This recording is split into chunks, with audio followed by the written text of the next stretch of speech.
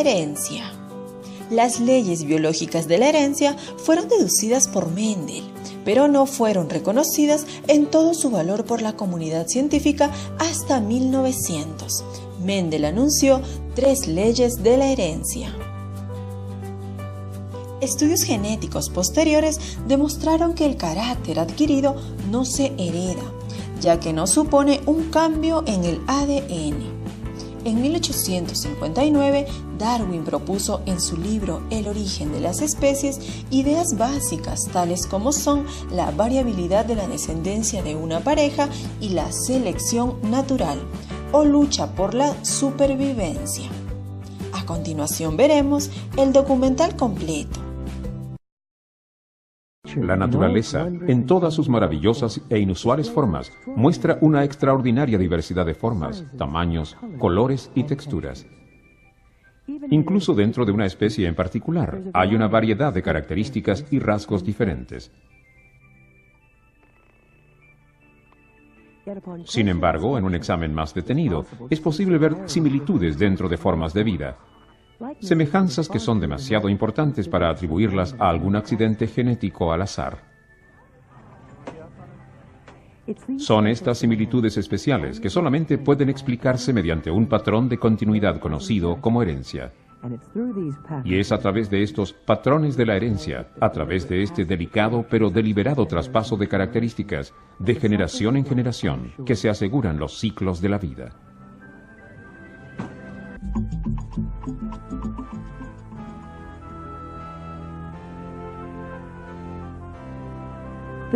La búsqueda de los secretos de la herencia comenzó en un monasterio cerca de los entonces Alpes austríacos. Gregorio Mendel, un monje agustino, realizando una serie de experimentos que iban a revolucionar el campo de estudio que actualmente conocemos como genética. El enfoque de Mendel al analizar las características que se heredaban era estudiar una sola característica a la vez. Y cuando produjo sus arvejas, se convirtió en la primera persona que realmente hacía un análisis estadístico e introducía números.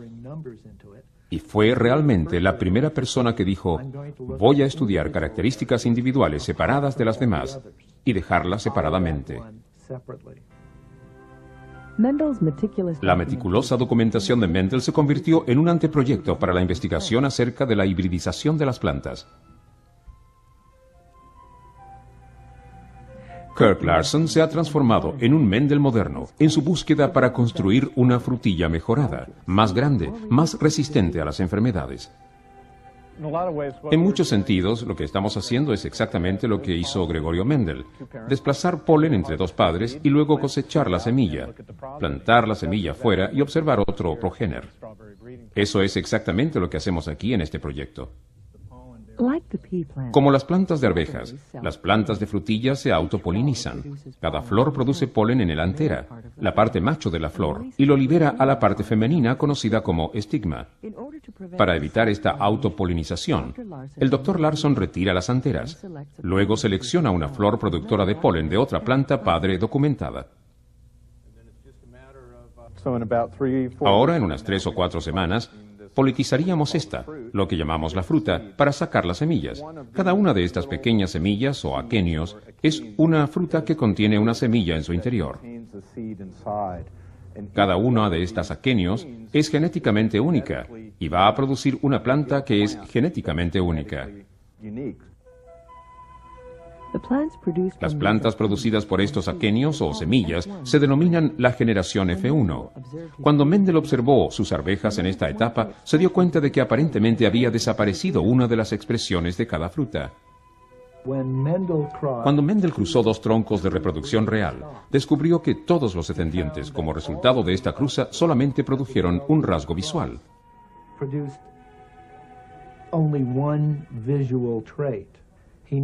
Él denominó rasgo dominante al que era aparente en esa generación e identificó el que no aparecía como rasgo recesivo.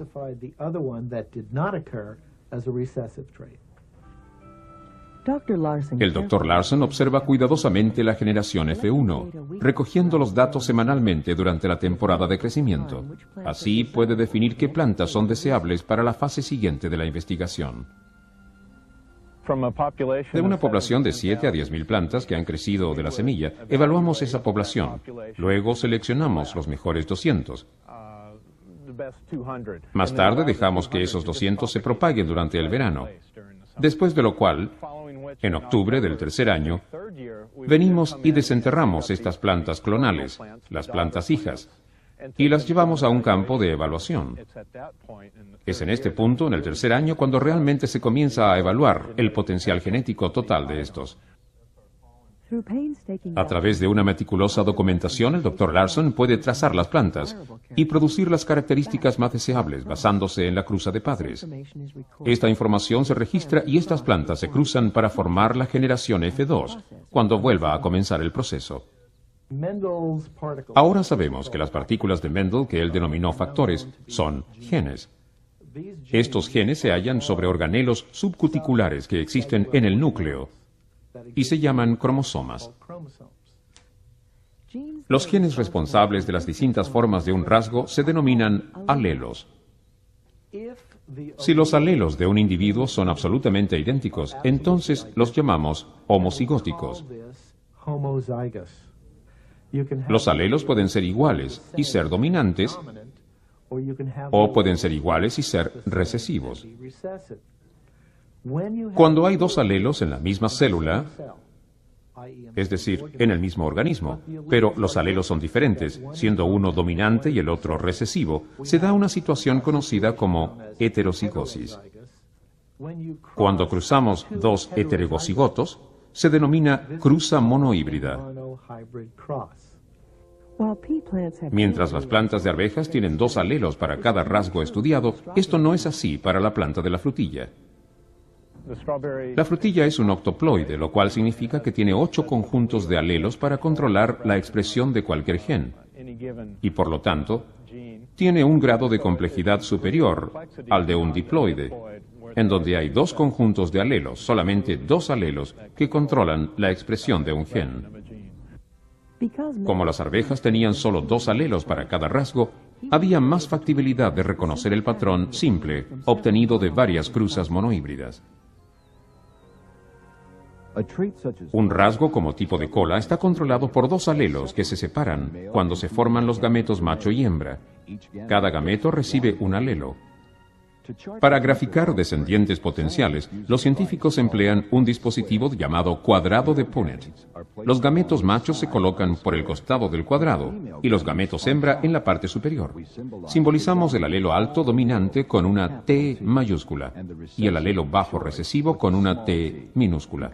Como cada padre heterocigoto tiene un alelo dominante y uno recesivo, pueden producir 2 tipos de gametos.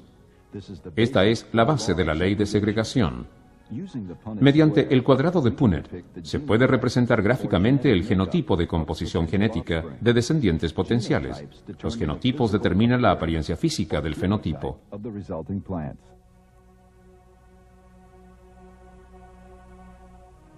El fenotipo dominante, alto, se expresa en 3 de los descendientes. Uno es homocigoto, 2 son heterocigotos.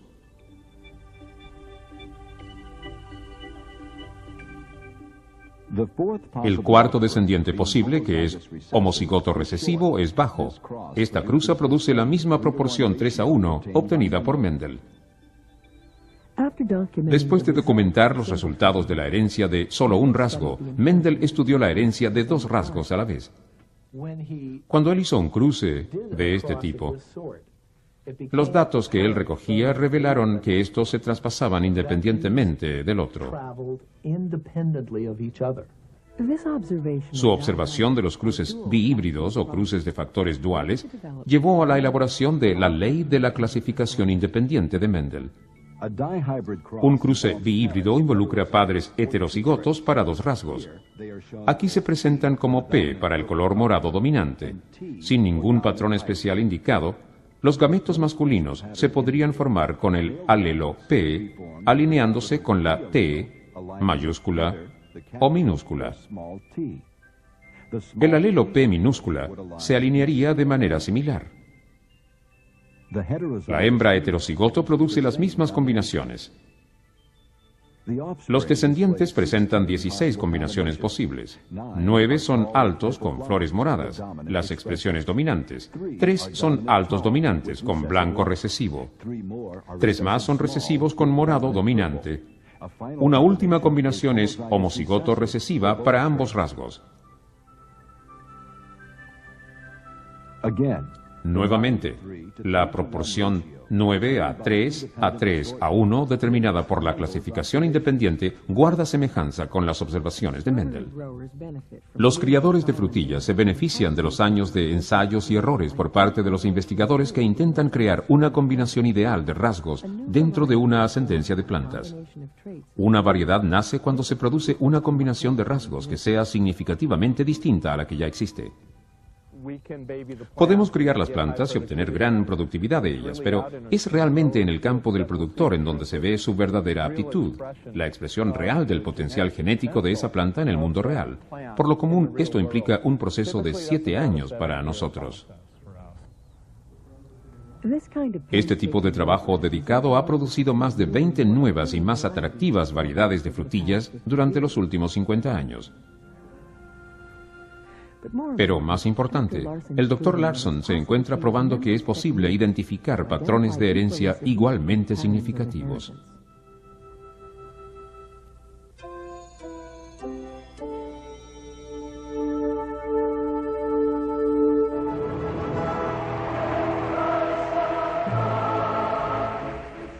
Desde tiempos inmemoriales, la imagen de la paloma blanca ha simbolizado la búsqueda de la paz.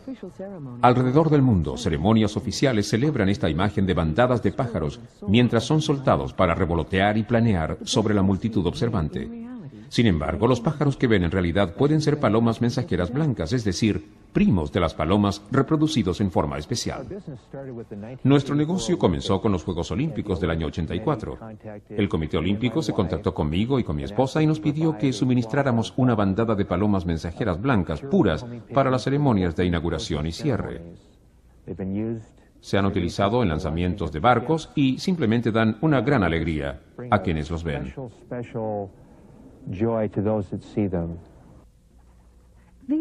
Estas bandadas híbridas son un ejemplo de una de las muchas notables excepciones a las leyes de la herencia de Mendel. Debido a la variedad de combinaciones de color que se ven en los pichones, son posibles muchos resultados. Los patrones de color más comunes de las palomas mensajeras es lo que denominamos color rojo ceniza.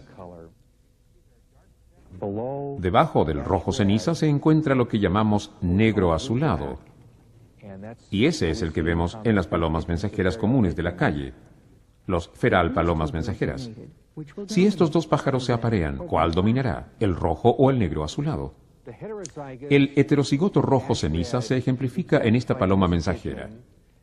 Como se puede apreciar, hay plumas oscuras y un pico oscuro en la paloma mensajera. Esto nos indica que este pájaro lleva negro azulado físicamente o fenotípicamente, pero el tipo genético es heterocigoto. Al expresar ambos rasgos, estos pájaros demuestran la excepción mendeliana, conocida como codominancia. La codominancia se produce cuando ambos alelos se expresan en forma bastante independiente del otro. Cuando un gen puede tener dos o más estados, los cuales pueden expresarse juntos.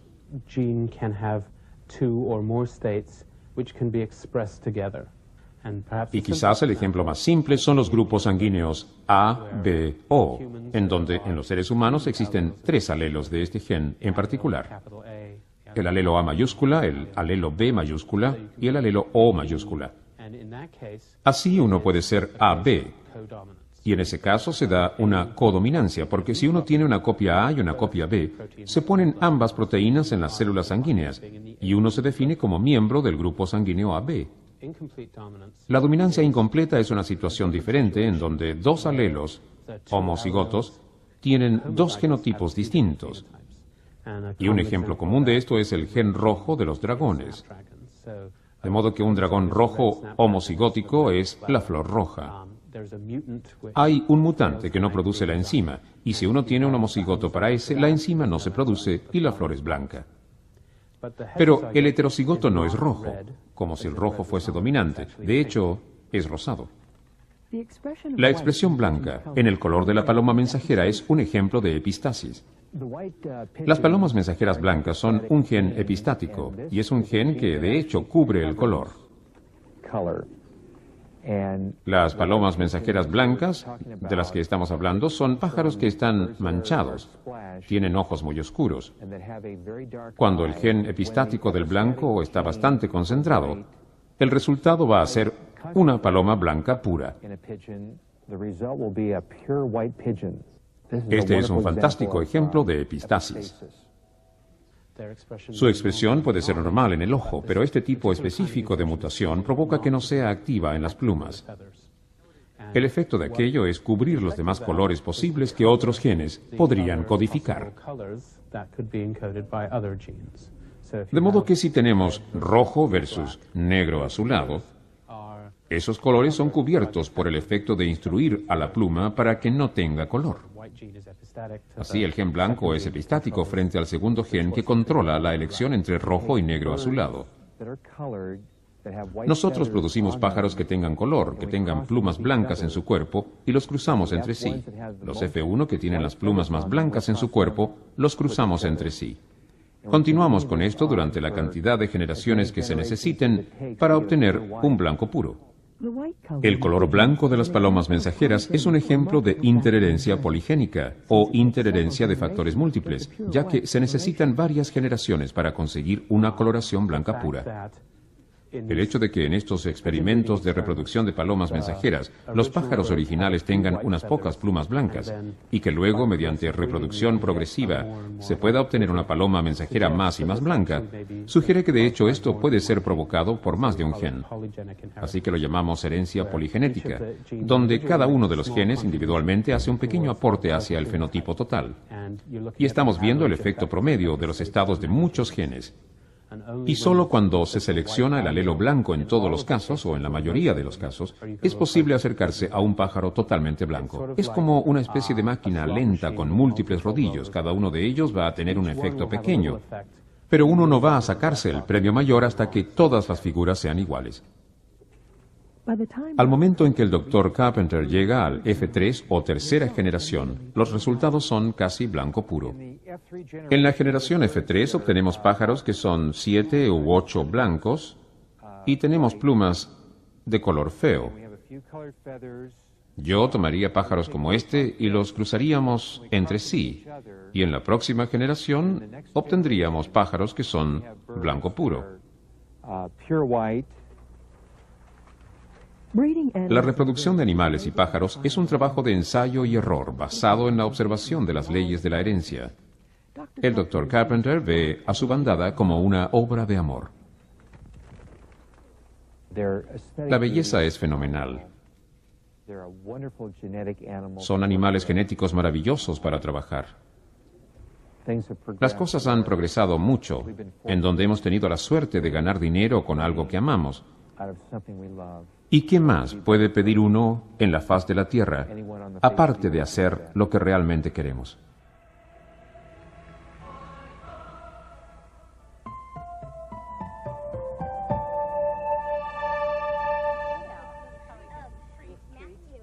Todos venimos a este mundo con genes heredados de nuestros padres. Desafortunadamente, a veces, esto también incluye una mutación específica que podría causar un trastorno amenazante para la vida. Por lo general, estos trastornos se relacionan con el sexo del niño y pasan por la historia de la familia. A mí me diagnosticaron a los 5 o 6 meses de edad, y la razón por la cual mis padres se sorprendieron, aunque la hemofilia es prevaleciente en mi familia, es porque tengo 2 hermanos mayores, y ninguno de ellos padece de hemofilia.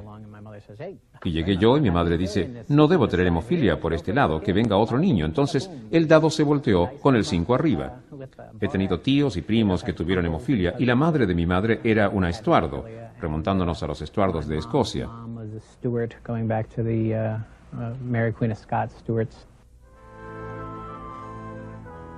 Conocida como la enfermedad real, la hemofilia es visible en la historia de familias de la monarquía británica, cuyos descendientes se casaron con miembros de la monarquía europea. Al bosquejar el árbol de esta familia real, se aprecia que la hemofilia es mucho más común entre los varones de la familia.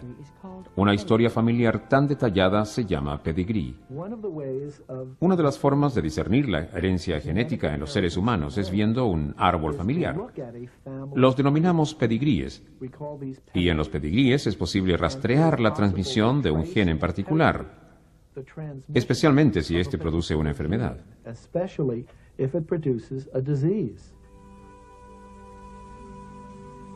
¿Qué es la hemofilia? ¿Y cómo se transmite a los varones de una familia?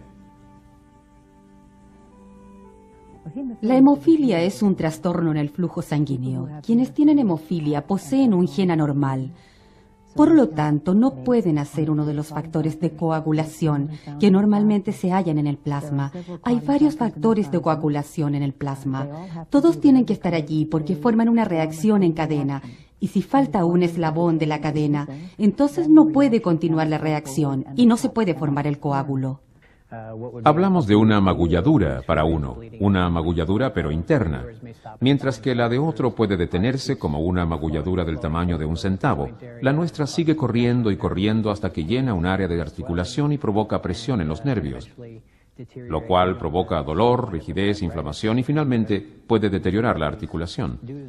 Uno termina con artritis y otras dificultades debido a los sangramientos que se producen. Los factores de coagulación que suelen ser deficientes son el factor 8 y el factor 9, y los genes que codifican estos factores de coagulación se encuentran en el cromosoma X. La ubicación de estos genes entrega una clave acerca de por qué la hemofilia es mucho más común en los hombres que en las mujeres. La respuesta está en la forma en que se combinan los cromosomas que determinan el sexo durante la concepción. De los 23 pares de cromosomas humanos, solo uno determina el sexo de una persona. En las mujeres, este par está compuesto de 2 cromosomas X. En los hombres, el par tiene un cromosoma X y uno Y. En la concepción, el huevo de la madre aporta una X, mientras que el espermio del padre puede aportar un cromosoma X o uno Y. Si un cigoto recibe la X de la madre y una X del padre, el hijo será una niña. Si el cigoto recibe la Y del padre, producirá un varón. Así, toda fertilización tiene iguales oportunidades de producir un niño o una niña. 30% de todos los hemofílicos presentan la enfermedad debido a un accidente genético llamado mutación. Los demás, como Brian Kraft, pueden apuntar a la historia familiar. ¿Cómo se hereda este gen? Una mujer es portadora de un gen defectuoso en uno de sus cromosomas X, lo cual significa que tiene la posibilidad de transmitir ese problema a alguno de sus hijos.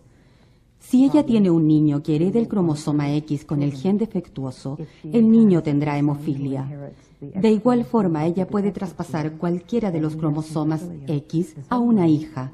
Y si es el cromosoma con el gen defectuoso, entonces nuevamente la hija será portadora.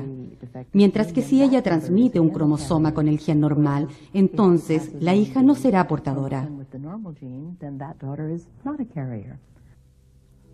Cuando se conoce la existencia del gen de la hemofilia en una familia, es importante comprender las ramificaciones en la herencia futura. La probabilidad de una hemofilia severa no debe tomarse a la ligera. Hay hemorragias frecuentes inyecciones intravenosas. En un año dado se pueden gastar fácilmente $200,000 en factor. Y eso es solo con actividad normal y cuidado normal, por lo cual puede ser bastante costoso. El futuro para quienes padecen de hemofilia va a tener un gran impacto producto de los avances en biotecnología, quizás incluso alguna terapia genética.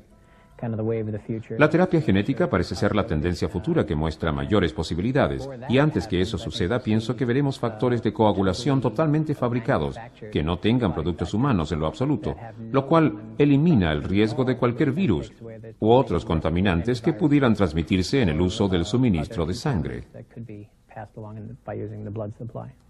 En la actualidad se está realizando mucho trabajo en la terapia genética, pero no va a provocar que los pacientes dejen de ser fundamentalmente hemofílicos. Si tienen hijos, tienen las mismas posibilidades de engendrar hijos que padezcan hemofilia, igual que si nunca hubieran sido sometidos a terapia genética. Aquellos que sí manifiestan la enfermedad tienen que luchar, y pocos parecen luchar como Brian Kraft y su esposa Kelly. Kelly y yo viajamos por el país realizando seminarios, generalmente para grupos de personas con hemofilia, grupos de padres con hijos hemofílicos, e incluimos el humor en todo lo que hacemos. No puedo cambiar el hecho de que tengo hemofilia, pero sí puedo cambiar mi perspectiva de lo que significa tener hemofilia. Así que si no estoy feliz por tener hemofilia, eso no sirve ningún propósito. Si puedo encontrar formas para seguir divirtiéndome al margen de mi estado de salud, entonces puedo vivir feliz y disfrutar al levantarme cada día.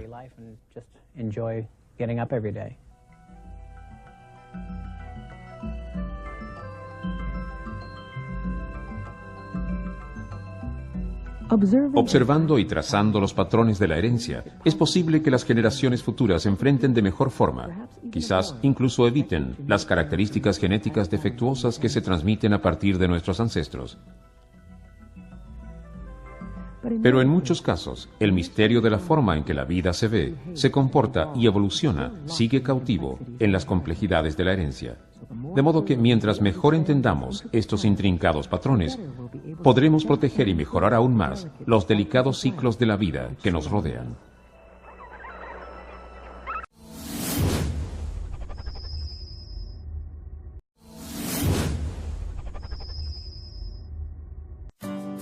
Herencia. Las leyes biológicas de la herencia fueron deducidas por Mendel, pero no fueron reconocidas en todo su valor por la comunidad científica hasta 1900. Mendel anunció 3 leyes de la herencia. Estudios genéticos posteriores demostraron que el carácter adquirido no se hereda, ya que no supone un cambio en el ADN. En 1859, Darwin propuso en su libro El origen de las especies ideas básicas tales como son Mendel, un monje agustino, realizando una serie de experimentos que iban a revolucionar el campo de estudio que actualmente conocemos como genética. El enfoque de Mendel al analizar las características que se heredaban era estudiar una sola característica a la vez. Y cuando produjo sus arvejas, se convirtió en la primera persona que realmente hacía un análisis estadístico e introducía números. Y fue realmente la primera persona que dijo, voy a estudiar características individuales separadas de las demás y dejarlas separadamente. La meticulosa documentación de Mendel se convirtió en la variabilidad de la descendencia de una pareja y la selección natural, o lucha por la supervivencia. A continuación veremos el documental completo. La naturaleza, en todas sus maravillosas e inusuales formas, muestra una extraordinaria diversidad de formas, tamaños, colores y texturas. Incluso dentro de una especie en particular, hay una variedad de características y rasgos diferentes. Sin embargo, en un examen más detenido, es posible ver similitudes dentro de formas de vida, semejanzas que son demasiado importantes para atribuirlas a algún accidente genético al azar. Son estas similitudes especiales que solamente pueden explicarse mediante un patrón de continuidad conocido como herencia. Y es a través de estos patrones de la herencia, a través de este delicado pero deliberado traspaso de características, de generación en generación, que se aseguran los ciclos de la vida.